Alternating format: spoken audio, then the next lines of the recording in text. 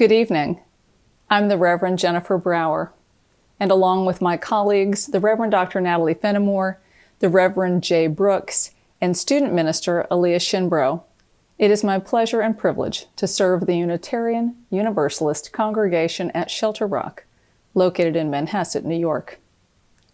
Tonight, along with the musicians of the Cosmic Orchestra, I am pleased to welcome you to our Soulful Sundown service, our monthly evening gathering where music resides at the heart of the religious and reflective experience. This evening, as we have gathered you and I through our devices, and I am sure there will be something that goes wrong, but bear with us. As we've gathered through our devices, we're here with Pat Falco and Erica Lee, with Jonathan Predis and Eugene Ruffalo, with Mark Schulman and Ben Wish, and with Chris Marshak, who serves as the Cosmic Orchestra band leader. In addition to these talented and fine folks, tonight we have the added pleasure of guest musician Gary Schreiner on Hey Pocky Way, and a song provided by the founding members of the duo Aztec Two-Step, Neil Schulman, no relation to Mark, and Rex Fowler. We thank each of them and all of those who helped to create the music that we'll share with you this evening. Tonight, I am also pleased to introduce Aaliyah Shinbro, our student minister. Aaliyah's pronouns are they, theirs, them. Aaliyah is a recent graduate of Harvard Divinity School and well on their way to ordination in the Unitarian Universalist tradition. Aaliyah will be assisting with and leading Soulful Sundown services this winter and spring, so it's important for you to get to meet Aaliyah. Aaliyah does our meditations on Thursdays at 2 o'clock, so you might want to check those out too. Over the 16 years that we have been offering Soulful Sundown, we've said that music resides at the heart of this religious experience. Music binds us together, and to bind together is the root of the word, at the root of the word religion. The word religion's root is religio, which means to bind together. Music connects us and communicates what words alone cannot. It touches the soul in a way that nothing else can, even for those of us who cannot play an instrument. Our gathering on nights like this, our being joined together in person and in this physically distanced way, to listen to and feel and hear the messages within the music, to feel the space in the silence, to consider the spoken word, and to turn over in our minds the free associations of our private thoughts.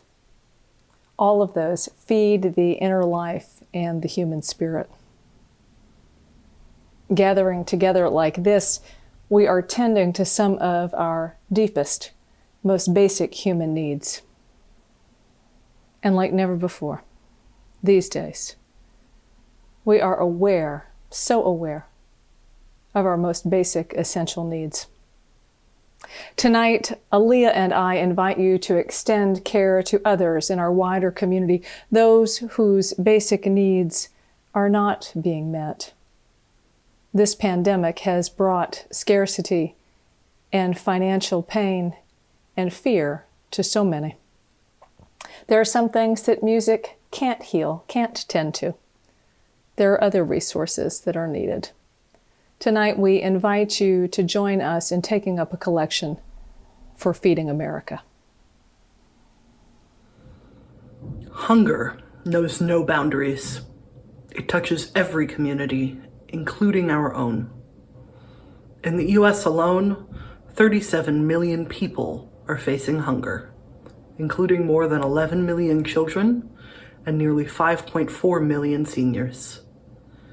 And food scarcity has become even more desperate in these months of physical distancing, with the closure and reduced operation of food banks and pantries, soup kitchens and shelters, and senior centers and schools where breakfast and lunch are served.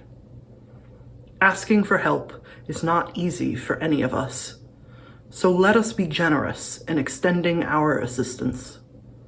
We share with you now a video from Feeding America.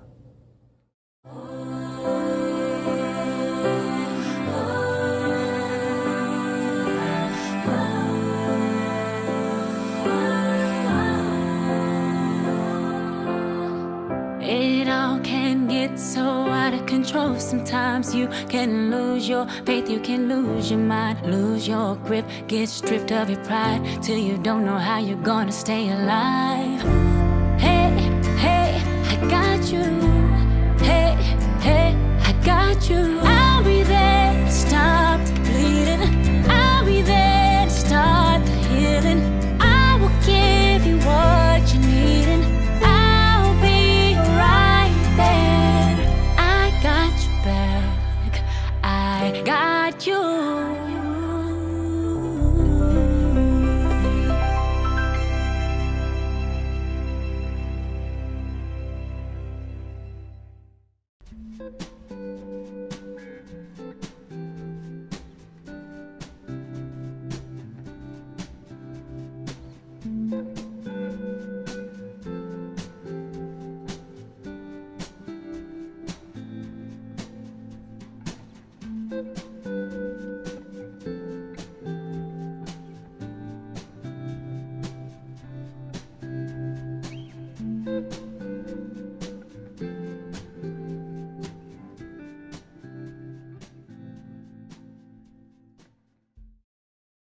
As is our custom when we gather, we kindle the flame of our chalice, the symbol of Unitarian Universalism.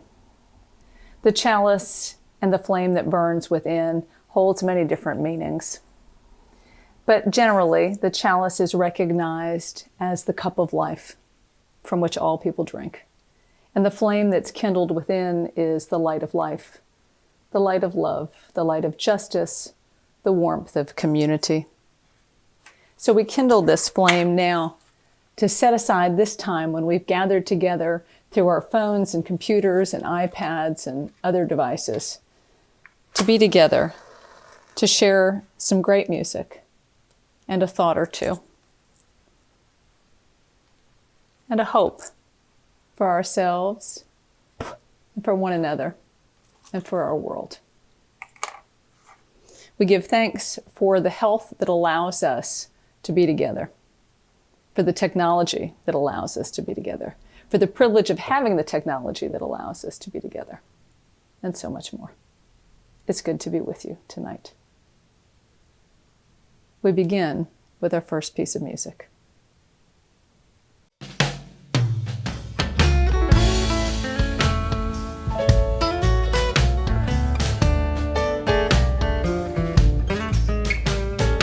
Way down yonder, way down in New Orleans, there's a washboard playing mama. You know they call her the Zydeco Queen. Don't you know where I mean? Down in New Orleans. They got the Mississippi River just lapping at the shore. I don't know why I never stopped by this syncopated beat before. Don't you know where I mean? Down in New Orleans.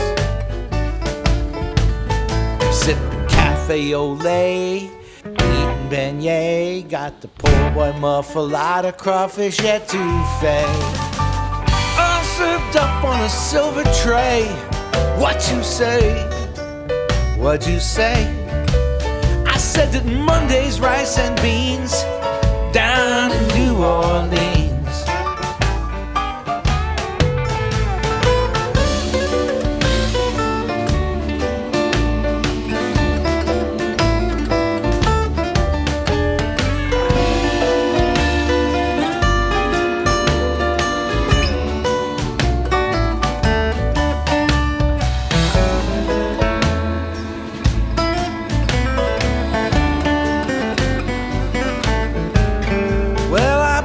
me a pound of coffee with chicory. Comes in a bright red can. Now every time I take a drink, I find myself thinking about La Belle Louisiane. Don't you know where I mean? Down in New Orleans. Way down yonder, way down in New Orleans.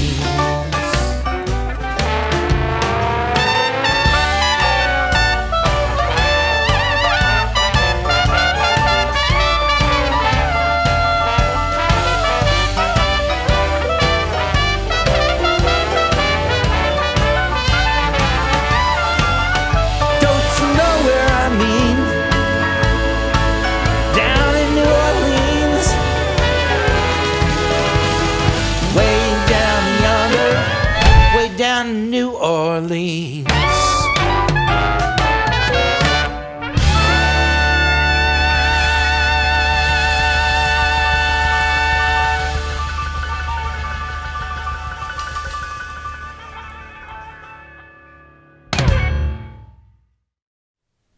Recently, a friend of a friend mentioned that his birthday is on Tuesday, the 16th, which, as some of you may be aware, is Fat Tuesday, or Mardi Gras in French.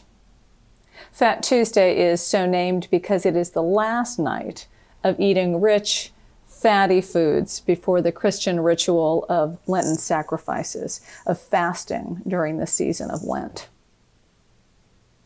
Talk of his birthday left me thinking about my own wish to one day visit New Orleans. I had a chance once, and I was too afraid as a young woman to go by myself. So I haven't yet had the opportunity to visit New Orleans. I was also reminded of a class I took in seminary on different religious traditions and their religious practices and rituals, which included a segment on voodoo and a paper that I wrote on voodoo, which of course made reference to communities in New Orleans as well as Brooklyn. And of course, I thought about the season of Lent. Reflecting on the Christian season of Lent, which I do not observe, by the way, but reflecting on the season of Lent, of fasting and sacrifice in preparation for Easter, I thought, damn, man, haven't we sacrificed enough? Haven't we experienced enough of a fast from so much that gives life deeper meaning and brings us joy? How much more can we give up? And just a day or two after having that thought, I saw on Facebook a post that said almost exactly the same thing. So I figured that my device, my Alexa, which is behind me, was taking my thoughts and posting them on Facebook, or that we're all feeling the same sense of lack, of deprivation this year. I believe it is the latter and not the former. I believe that we are having a common experience of yearning and need.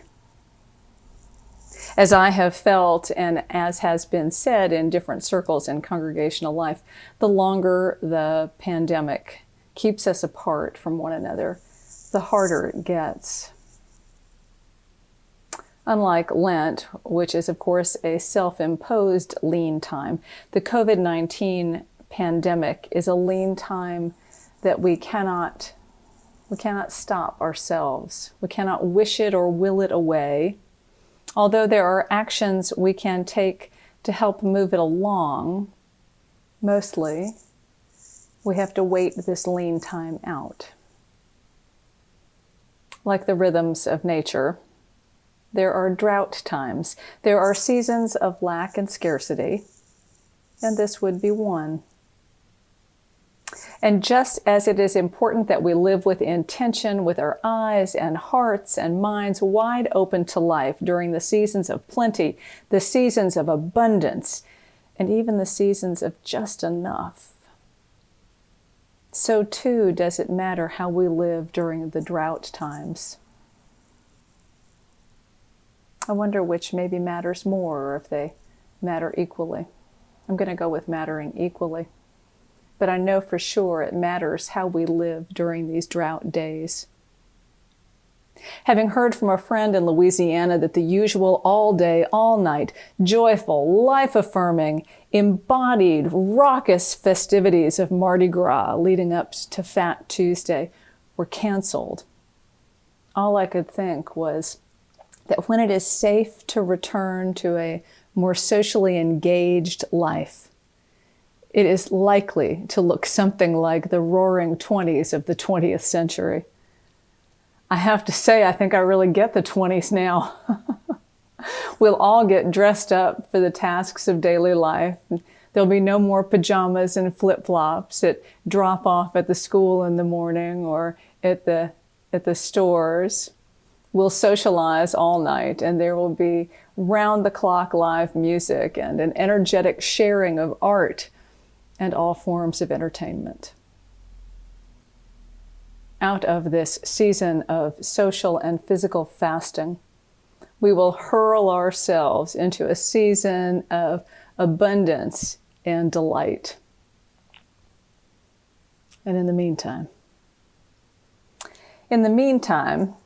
we need to find ways of marking the events that it feels like we're missing out on.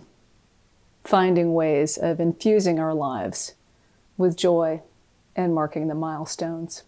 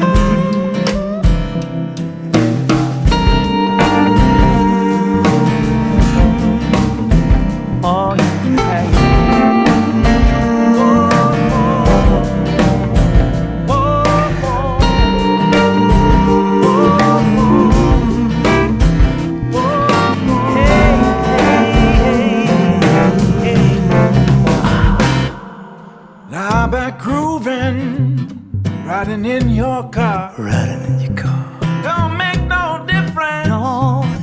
Only where you are. Where you are. Feel good music. Feel good. So I've been told. I've been told.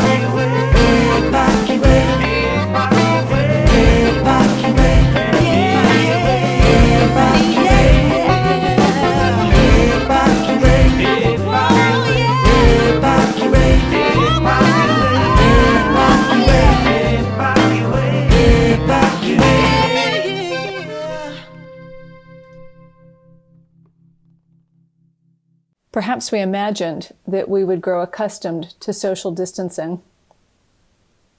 In some ways, we probably have. But we are physical, embodied, social creatures built for connection, geared for human contact. We are designed for chatting with strangers and needing to be hugged by friends. We yearn to hold and be held with tenderness, and to feel the hand of another slip comfortably or cautiously into ours. We long to be close enough for eye contact without our glasses on, and to exchange smiles. We miss the shaking of a hand of another. Even that ritual has taken on greater meaning than we realized a year ago. We burn to be touched in a platonic or profoundly sensual way.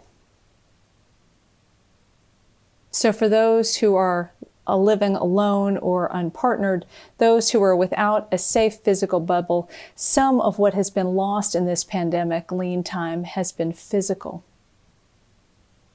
And the physical is inextricably connected to our spirit or our inner life. As we just heard in the song, Hey Paki Way, the body and soul are connected, and feel-good music infuses both with life. Listening to that song, knowing that connection of body and spirit to be true. I mean, hey, I found the Holy on a Stairmaster in a YMCA in San Francisco, so I do believe that the body and the soul are inextricably linked. But these days I have found myself thinking about the study in seminary of the Christian ascetics, the so-called desert fathers who chose a lifetime of extreme asceticism, renouncing all of the pleasures of the senses, of rich food, baths, rest, and anything that made their bodies comfortable or feel good. They and others believed in denying the body in order to reach the soul. Over the span of time, human beings of different theological beliefs have sought to drive a wedge between bodies and souls, elevating the spirit or the soul to a higher plane. And what a shame. What a deep loss for the human family. What a denial of human wholeness and integration and of human diversity. Although our faith, Unitarian Universalism, is imperfect in its own ways, in our tradition there is no duality between the body and the spirit. Instead, we have cultivated an understanding of our embodied selves as an expression of the divine, or whatever you choose to call it. And each body is worthy of love and celebration. Each is marvelous and perfect and precious in its own way. And one of the ways we celebrate and affirm our embodiment's connection to the Spirit is to honor bodies in worship, like dancing at Soulful Sundown. I miss that. Maybe you do too. And singing too, also embodied, and like swaying in our seat, or just standing up and moving around during worship, or maybe even clapping during a service. Another way we honor our embodied reality and acknowledge how it touches the spirit and connects us to others is also to talk about sex and sexuality in the religious community and in worship. Tonight we're talking about Mardi Gras and hearing music from Mardi Gras. And Mardi Gras is all about indulging in the senses, in excesses, and enjoying the body. It is the alternative to the ascetics. And Sunday is Valentine's Day. Now, setting playfulness aside just a little bit. Sex and sexuality are not often spoken about in religious communities. And when sex is spoken about in most religious communities, it is not framed in a particularly positive way. And indeed, it is fraught with complication. Not because the preacher is a prude or the gathered are too puritanical, but because there is legitimate need to tread carefully and faithfully. To talk about bodies and sex is to lift up the most basic human yearning for intimacy, for connection, for bonding, to experience something greater than ourselves, to feel love just as we are. Talking about intimacy and embodiment and the yearning for love touches on one's tenderly held self, one's core, one's heart, one's gender and sexual identity, one's sense of self, and whether we have been made to feel held and cherished, or rejected and ashamed. Have we been taught to love ourselves enough and to love our bodies? To talk about sex and sexuality in worship is to hold in tender care those who have suffered abuse and exploitation. Is to acknowledge the pain of the vulnerable and abuses of power and privilege. In the sanctity of the religious community, even digitally, we have an obligation to hold close those who feel they have given too much of themselves away. And we know that there are likely others in the same community who at some time may have taken too much from another. We have addicts to love and sex to care for, and folks who in mid to late life are growing into a sexual identity and power that was emotionally inaccessible when they were younger. And we need to honor the valid lifestyle decisions of those who have chosen to be celibate.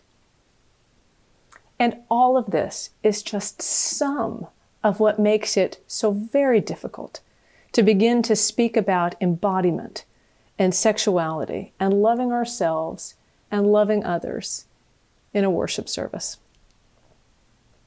But there is an important and legitimate place in the religious community for this conversation, which really needs to go on far longer than tonight's service. And there was a time when great religious figures spoke of God in a language of physical ecstasy.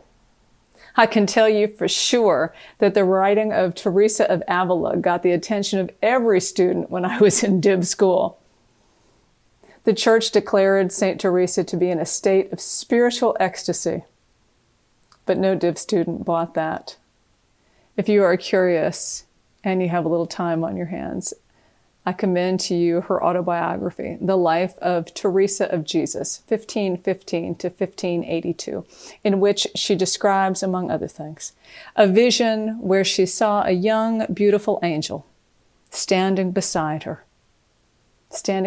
body, whose actions made her moan. And there is the more contemporary work of lesbian feminist theologian Carter Hayward drawing upon Audre Lorde, The Erotic as Power. Lorde spoke of spirituality when she named Eros as the source of sacred power.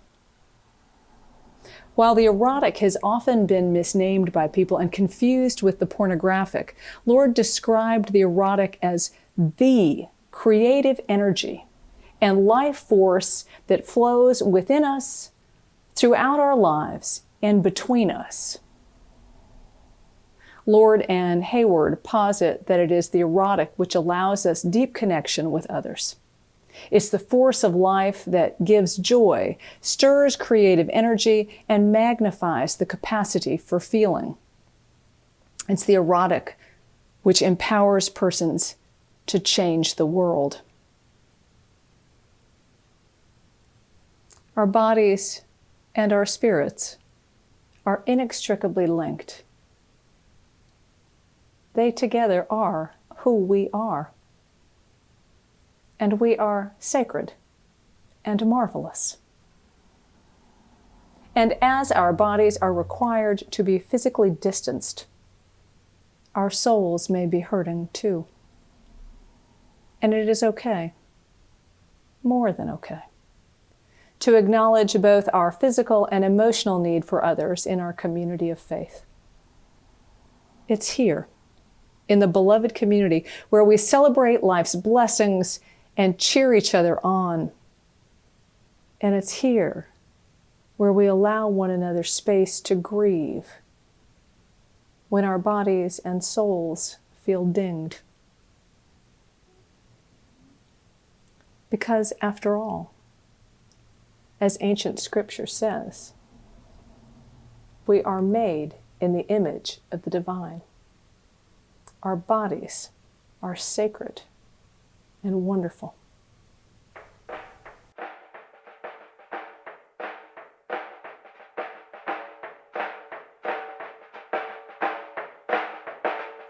I love me. I love me.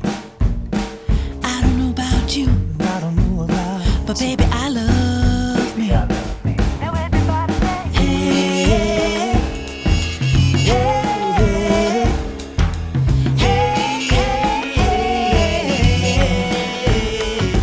They're gonna say all kinds of things. They'll make jokes about my name. They're gonna try to clip my wings, but I'm gonna fly. They'll try to play me like a game. I bet they're too scared of the fame.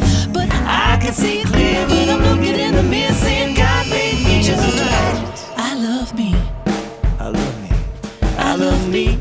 I love me. I don't know about you, but baby, I love me. I love me. Hey, hey,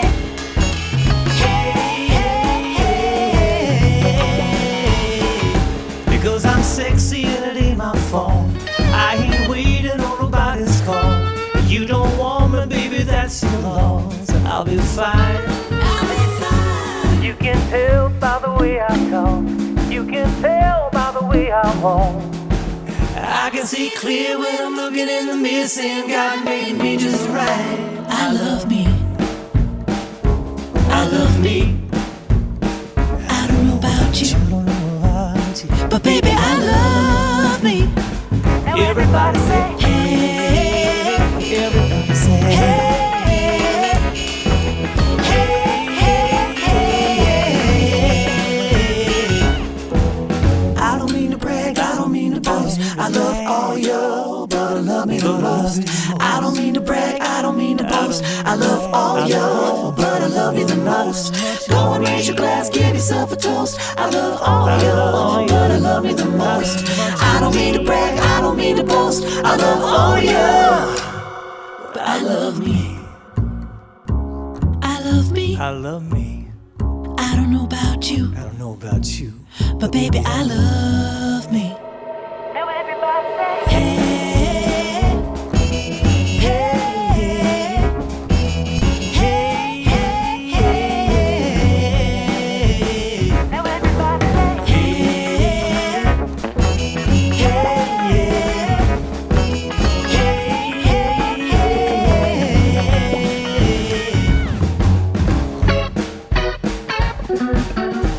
Baby, I love.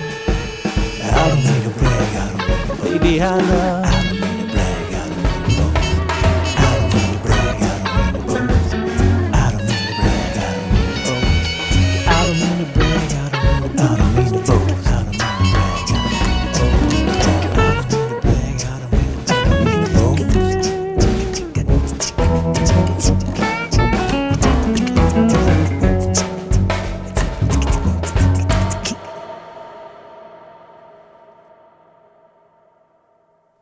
As we prepare to go forward from this evening together, I share with you the words of the Reverend Cynthia Fredo. Creator of life, source of all being, it was from the particles of the universe that you formed each of us. Iron and carbon and phosphorus mixed with energy, passion, and dreams. I was made in your image, says ancient scripture. Made from the colors of the rainbow, shaped with bones straight and curved, padded with flesh, flabby and lean, nearsighted, far-sighted, short-sighted, and long in vision. I was made in your image, says ancient scripture.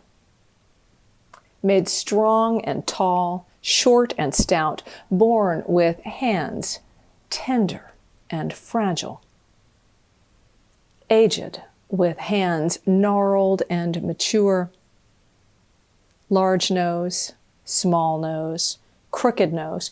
Who knows the mathematical infinitude of your genetic possibilities? I was made in your image, says ancient scripture. Made to give and receive love. Your passion courses through my veins, and when I touch another human being in love, it matters not what gender ignites the flame. It matters only that the fire of life brings its light to the darkened deadness of a world that cannot exist without love's transformative power. I was made in your image, says ancient scripture. But who are you? I need to know. I who have eyes that are brown and blue and green and hazel.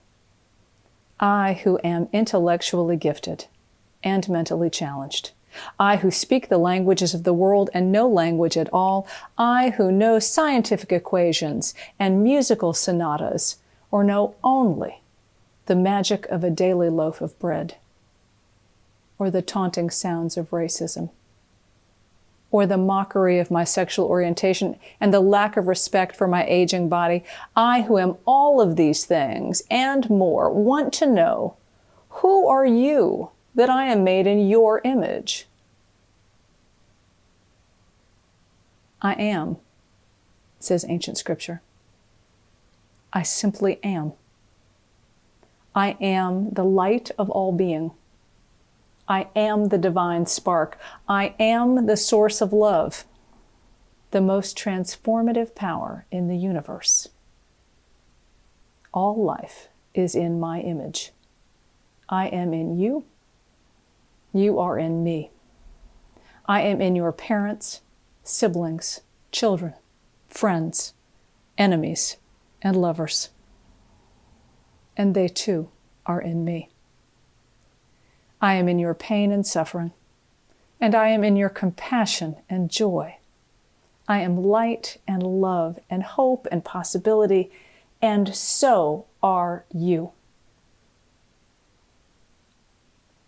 Creator of all life, source of all being. It was from the particles of the universe that you formed me. Iron and carbon and phosphorus mixed with energy, passion, and dreams. Forgive me. Forgive me that I forgot you are everywhere. I forgot that I am everywhere. Thank you for reminding me who I am. So may it be.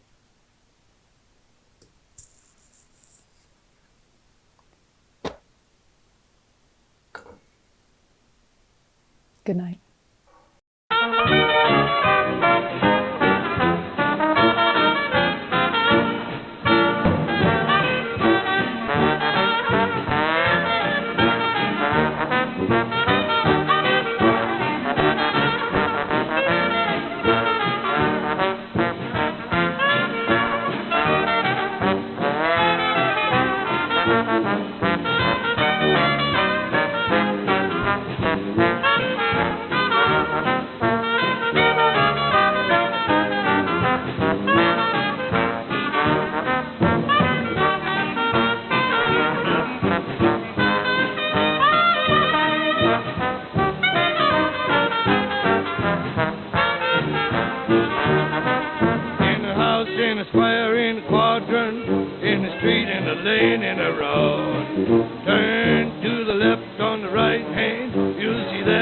True love's aboard.